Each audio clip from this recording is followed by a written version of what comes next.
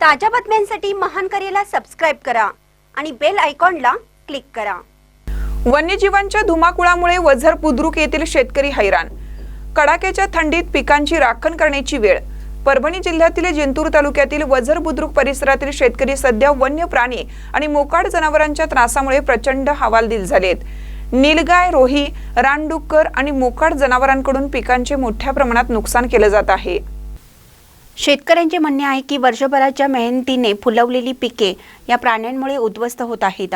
आपली मेहनत वाचवण्यासाठी शेतकऱ्यांना रात्रंरात्र शेतात जाऊन काढावी लागत आहे। सध्या कडाक्याच्या थंडीचे दिवस सुरू असून अशा गारठलेल्या रात्री शेतात पहारा देणं शेतकऱ्यांच्या आरोग्यासाठी आव्हानात्मक ठरत आहे। इतकंच नाही तर रात्रीच्या वेळी शेतात विषारी साप आणि इतर सरपटणाऱ्या जीवांचाही मोठा धोका असतो।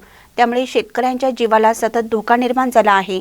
प्रशासनाने आणि संबंधित विभागाने या समस्येवर योग्य तो तोडगा काढावा, जेणेकरून शेतकऱ्यांना दिलासा मिळेल, अशी मागणी केली जात आहे।